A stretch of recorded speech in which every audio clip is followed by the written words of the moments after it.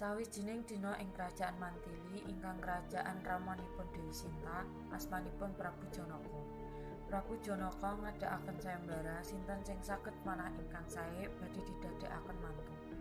Salah setunggalipun peserta sayembara yaiku Prabu Rama lan Prabu Rahwana.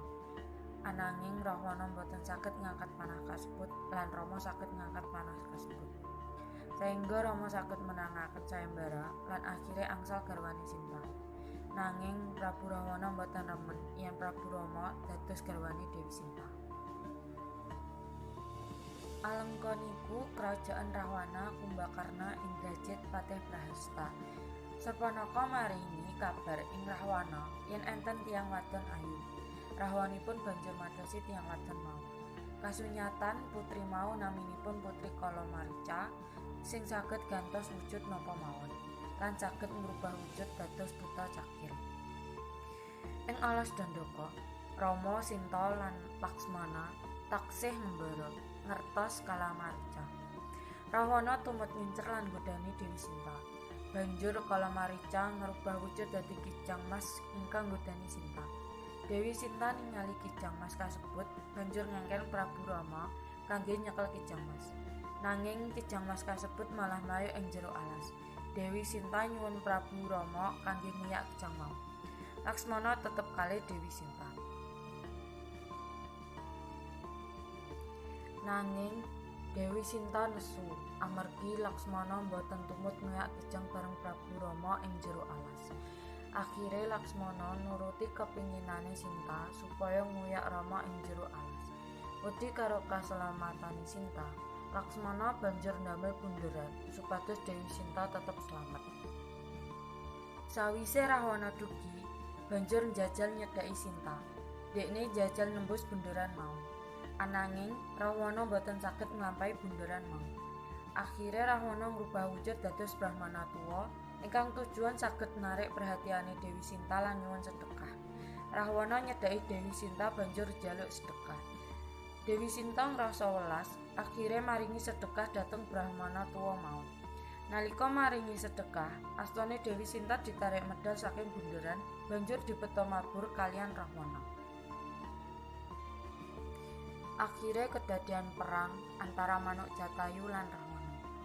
Nanging Manuk Jatayu kalah lan kelangan sarape loro. Banjur Rahwana lunga mbeta Dewi Sinta. Sawijining dina, Prabu Rama lan Laksmana wangsul lan ketemu kaliyan Manuk Jatayu sing sampun kejet-kejet. Jatayu nyeritake kadadian wau kaliyan Rama, nek Dewi Sinta diculik dhateng Rahwana. Sawise mantur, Manuk Jatayu seda. Laksmana lan Rama akhire semedi pados cara kangge nyelametake Dewi Sinta. Prabu Rama ketemu kalih Anoman sing nulungi Rama nyelametaken Dewi Sinta. Banjur Rama diajak ten Guwa Kiskenda yaiku omahe Anoman.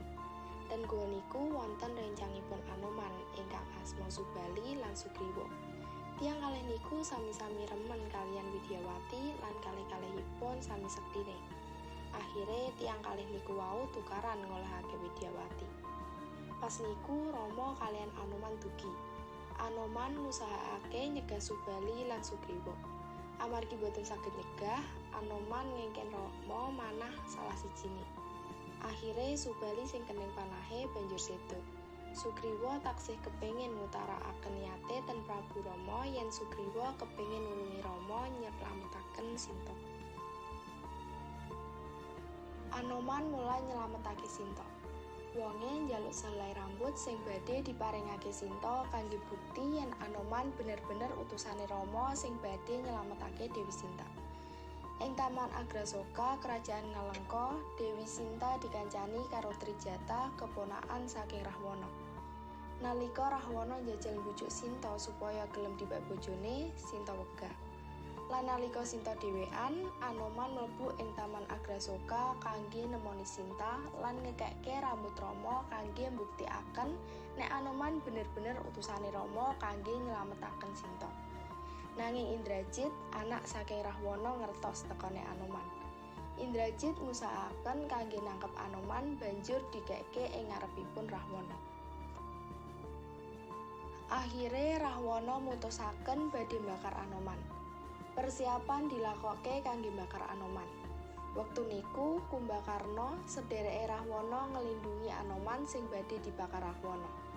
Nalikane pasukane Rahwana bakar Anoman, jebule Anoman boten mempan dibakar ngangge geni. Malah Anoman ngrebut obor geni saka astane Rahwana ngagem buntute lan geni niku diagem dolanan Anoman sadurunge bakar kerajaan Ngalengka. Pasukan Rama mbendung kali sing cerak kerajaan Ngalengka, saéngga pasukane Rahwana boten saged napa-napa. Perang antarane Rahwana lan Rama kedadean. Kumbakarna seda dipanah dhateng Rama nalikane ngewangi Rahwana musnahake Rama, lan Indrajit tumut seda amargi ngewangi Rahwana. Akhire kedadian perang sengit antara Rahwana lan Rama sing akhire Rahwana seda dipanah kalian Prabu Rama lan Rahwana dijepit ing gunung. Sakwise menang ngalahke Rahwana, Prabu Rama ketemu malih kalian Dewi Sinta. Nanging Prabu Rama curiga kalian kesuciane Dewi Sinta sakwise diculik ngantos dangu. Dewi Sinta akhire mbakar awake dhewe ngagem geni kangge mbuktekaken kesuciane. Nalika Dewi Sinta bakar awake dhewe, ternyata geni mboten mempan bakar awake Sinta.